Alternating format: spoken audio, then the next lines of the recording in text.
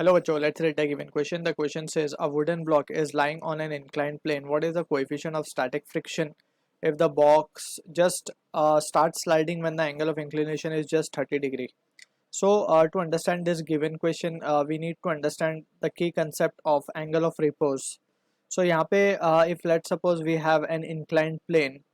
जो कि inclined है at an angle theta और उसके ऊपर एक block रखा हुआ है and this block is not sliding in that moment. Right so we can say कि जो इसके ऊपर लगने वाली फोर्सेस है अगर हम उसको इस पर शो करें so first of all if मान लें कि हम इसका मास जो है वो m है and it's weight is acting in the downward direction it will be mg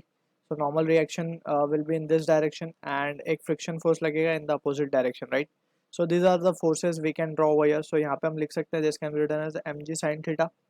right and ये जो n है it will be balancing the component of weight that is mg cos theta right so यहाँ से हम देख सकते हैं कि along vertical यानी कि along the perpendicular to the incline there is no motion so we can say n will be equals to mg cos theta clear and from this we can say जो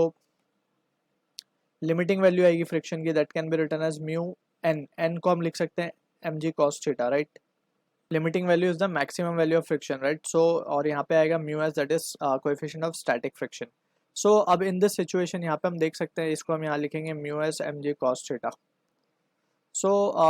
यहाँ पे अगर हम carefully analyse करें कि अभी इस situation में block is not sliding right so जैसे जैसे हम थीटा बढ़ाएंगे so if theta is increased so इससे क्या होगा साइन थीटा की वैल्यू क्या होती जाएगी बढ़ती जाएगी एंड साइमल्टेनियसली कॉस थीटा की वैल्यू क्या होती जाएगी कम होती जाएगी यानी कि ये जो वैल्यू है mu m g cos theta ये वैल्यू कम होती जाएगी and mg sin theta की वैल्यू बढ़ती जाएगी and the block will come towards the tendency to move or the slide right and अगर इससे पहले वाली सिचुएशन की बात करें जब ब्लॉक स्लाइड नहीं कर रहा था right so in that scenario if theta is decreased तो साइन थीटा की वैल्यू क्या होगी कम होगी सिंस वी नो कि साइन थीटा की वैल्यू 0 से 90 की तरफ क्या होती है बढ़ती है मीन्स ऊपर की तरफ वैल्यू बढ़ती है एंड कॉस थीटा की घटती है तो अगर थीटा कम करेंगे तो साइन थीटा की वैल्यू कम होगी राइट cos theta की लेकिन क्या होती जाएगी at the same time it will keep on increasing so this is the scenario where block will not slide और ये सिचुएशन में क्या है block will come towards the tendency to slide एक सिनेरियो ऐसा आएगा कि ये दोनों ही फोर्सेस बैलेंस हो जाएंगी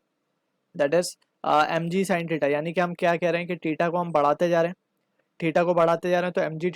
mg sin थीटा कम होते जा रहा है mu S mg cos theta बढ़ता जा रहा है सो एक सिचुएशन आएगा कि दोनों ये क्या हो जाएंगे इक्वल हो जाएंगे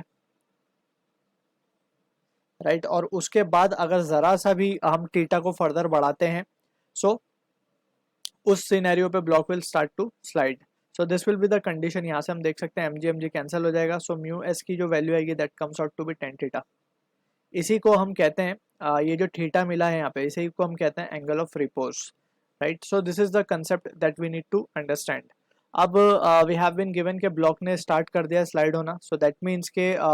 जो थीटा हमें गिवन है it is angle of repose only 30 degree because it is been given के at 30 degree it has just start to slide right so we can consider that angle to be the angle of repose क्योंकि angle of repose क्या है it is the maximum angle up to which the block can remain at rest or we can say it is the angle at which the block will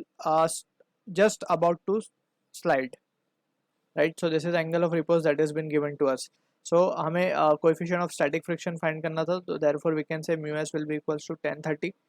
so therefore we can write mu s को हम क्या लिख सकते हैं tan 30 is 1 by root 3